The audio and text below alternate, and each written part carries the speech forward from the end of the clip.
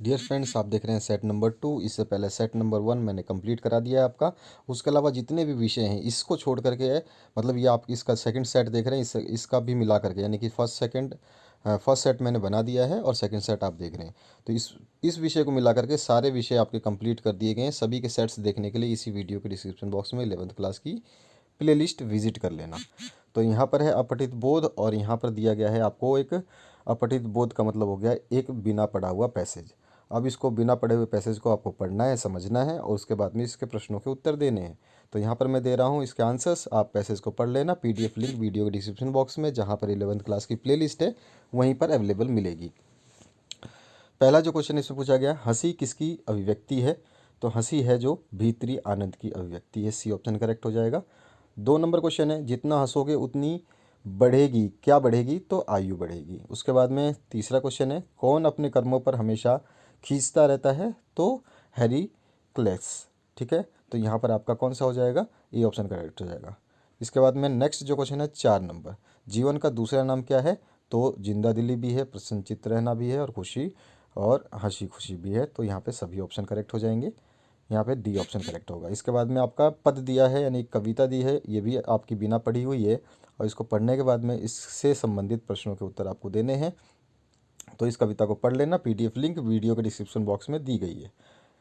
5 number question है, मधु की तुलना किससे की गई है? तो उसको तुलना जो की गई है मनुष्य से की गई है। 6 नंबर है, कवि को अपनी पूर्वजों की याद कब आती है? तो मधुमक्खियों को देख करके। ठीक है, ये ऑप्शन करेक्ट हो जाएगा। 7 नंबर क्वेश्चन है, कवि ने किसे एक बाघ की संज्ञा दी है? तो देश को एक बाघ का है। उसके बाद में 8वां क्वेश्चन है, पूर्वजों के संबंध में इनमें कौन सी बात सही है? तो वे किसी के साथ भेदभाव नहीं करते थे, पहले के लोग जो पूर्वज हैं। बी ऑप्शन करेक्ट हो जाएगा। उसके बाद में अभिव्यक्ति माध्यम और अपना देख लेते हैं इसके आंसर्स। 9 नंबर क्वेश्चन है, भारत का पहला छापाखाना कब खुला था? तो 1556 में खुला था। बी ऑप्शन करेक्ट होगा। 10 नंबर है, वर्तमान में प्रकाशित होने वाले दैनिक समाचार पत्र का नाम जो है वो है हिंदुस्तान। उसके बाद में 11 नंबर है, निम्न में से कौन एक समाचार चैनल है? तो आज तक जो है एक समाचार चैनल है, सभी को पता है। उसके बाद में आपका नेक्स्ट क्वेश्चन है, निम्नलिखित में से कौन अखबार नहीं है? तो एक चंपक अखबार नहीं है। उसके बाद में 13 नंबर क्वेश्चन है, रिपोर्टर को हिंदी में क्या कहते हैं? तो उसको संवाददाता कहते हैं, जो रिपोर्टिंग करता है, माइक पे बोलता, आप देखा होगा अपने टीवी पे।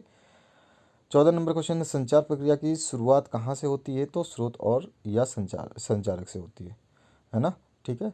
और इसके बाद में आते हैं 15 नंबर क्वेश्चन पे, संपादक के नाम पर नाम पत्र स्तंभ प्राय समाचार पत्र के किस पृष्ठ पर प्रकाशित होता है? तो संपादकीय पृष्ठ जो होता है। सी ऑप्शन करेक्ट हो जाएगा। इसके बाद आते हैं हम नेक्स्ट 16 नंबर क्वेश्चन पे।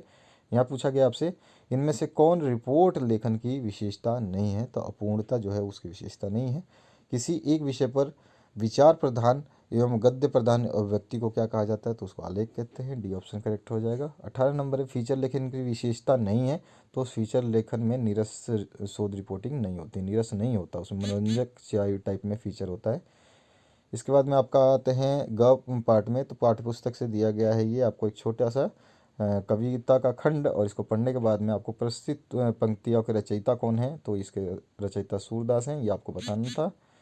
20 नंबर क्वेश्चन है, प्रस्तुत पद्यांश किस भाषा में है? तो ये ब्रज भाषा में है। यहाँ वक्ता कौन है? तो वक्ता यहाँ पे गोपियाँ हैं जो कृष्ण के बांसुरी के बारे में बता रही हैं। उसके बाद में आपका 22 नंबर जो क्वेश्चन है, इसमें पूछा गया है, उपयुक्त पद्यांश में कौन सा भाव प्रकट हुआ है? तो ईर्ष्या का भाव, बांसुरी से वो खींचती हैं।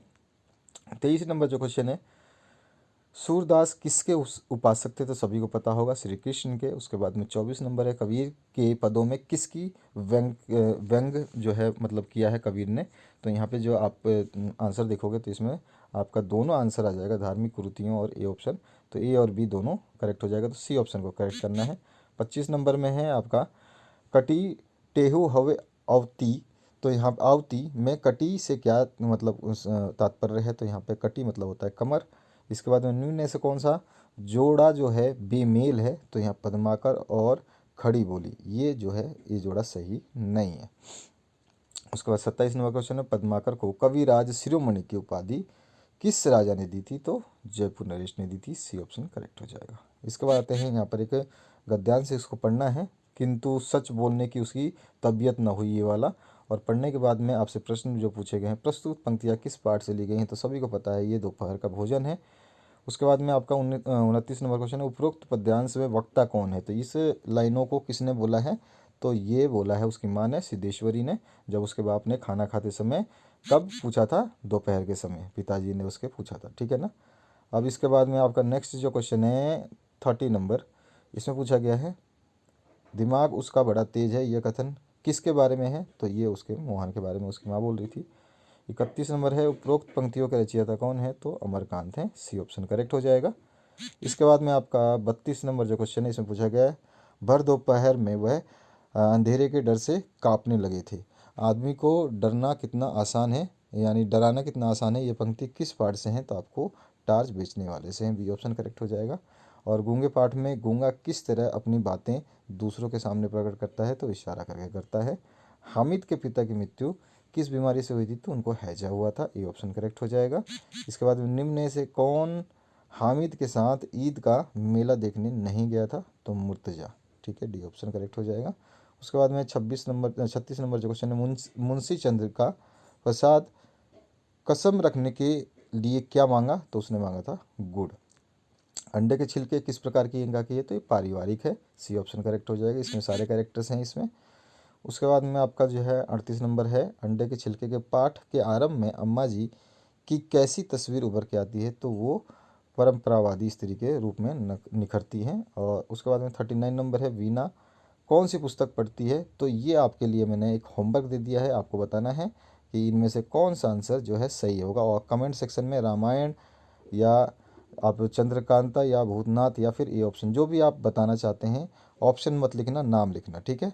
तो मैं आपसे आशा करूंगा कि आप लोग कमेंट में बताएंगे। और 40 नंबर जो क्वेश्चन है, वीना और राधा के मध्य क्या संबंध है, ये आपको बताना है। तो देवरानी जेठानी का, डी ऑप्शन करेक्ट हो जाएगा। तो ये था आपके 40 प्रश्नों के उत्तर इस सेट का। इससे पहले इसका पहला सेट डाल दिया गया है।